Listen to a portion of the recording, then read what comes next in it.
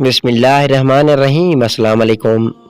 ایک شخص نے کہا میری بیوی میرے پاس سو رہی تھی، اس دوران اچانک مجھے فیس بک کا نوٹیفیکیشن ملا۔ ایک لڑکی نے مجھے فرینڈ لسٹ میں شامل کرنے کی ریکویسٹ سینڈ کی تو میں نے سوچا کہ دیکھوں تو کہ یہ کون ہے۔ میں نے اس کی دوستی کی درخواست قبول کیا اور میں نے اسے پیغام بھیجا، کون ہو؟ اس نے جواب دیا، میں وہی ہوں، میں شادی تو کر چکی ہوں لیکن میں آپ کی شدید کمی محسوس کرتی ہوں۔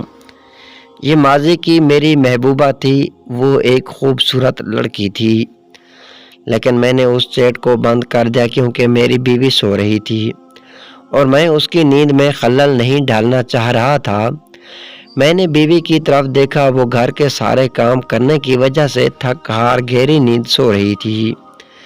جیسے ہی میں نے اس کی طرف نگاہ ڈالی تو میں نے سوچنا شروع کیا کہ وہ کیسے خود کو اتنی محفوظ محسوس کرتی ہے کہ وہ ایک انجان گھر میں اتنی آرام سے سو سکتی ہے۔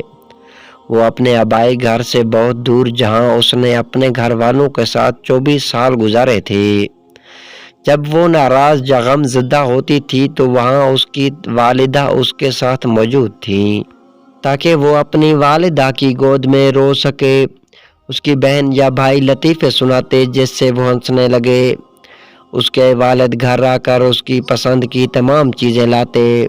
یہ سارے خیالات میرے ذہن میں آ گئے کہ کیسے اس خاتون نے میرے لیے اتنی قربانی دی ہے۔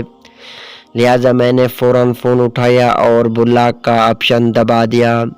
پھر میں نے اپنی بیوی کی طرف رخ کیا اور اس کے پاس سو گیا، کیونکہ میں ایک آدمی ہوں، ایک ایسا شخص جو اپنی بیوی کو دھوکہ نہیں دیتا اور ایک کنبہ نہیں توڑتا ہے۔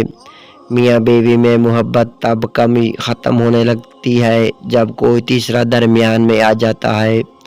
دعا ہے کہ اللہ تعالیٰ ہر میاں بیوی میں محبت قائم رکھے، آمین ثم آمین۔ جی تو دوستو، مزید اس طرح کی اچھی ویڈیوز دیکھنے کے لیے ویڈیو کو لائک اور چینل کو ضرور سبسکرائب کرنا۔